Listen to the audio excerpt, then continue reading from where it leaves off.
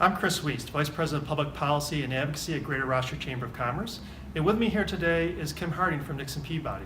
We're going to discuss the recent overtime ruling at the federal level and what it means to employers. Kim, can you shed some more light on this? Absolutely. So as you know, just before Thanksgiving, a federal district court judge in Texas issued a nationwide injunction effectively halting the implementation of the United States Department of Labor's proposed increases to the salary basis for our white-collar employees. These are the employees that are exempted pursuant to the executive, administrative, and professional exemptions.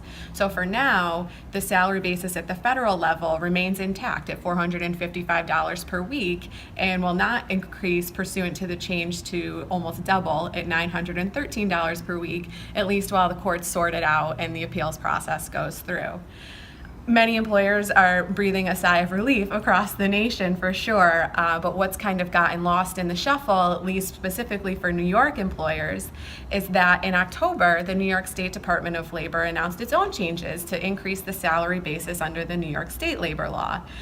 So for employers, at least here in Rochester and across upstate, still important to make sure that we're going to be compliant with the increase from $675 per week to $727.50 per week for upstate employers, as that change becomes effective December 31st of this year.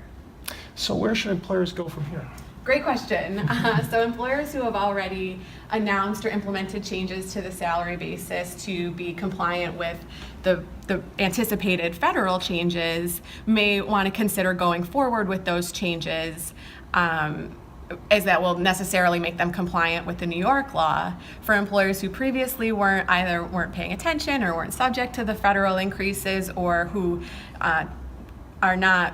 do not desire to kind of go up to $913 a week, they really want to make sure that they're reconsidering the salary bases for their executive, administrative, and professional employees to make sure that come December 31st, they'll all be paid at least $727.50 per week here in Rochester.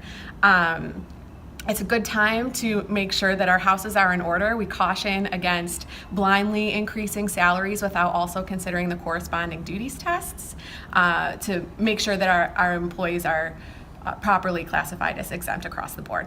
Great, thanks. And as you say, great time to get your house in order. So thank you. Excellent advice. For more information, go to greaterrochesterchamber.com.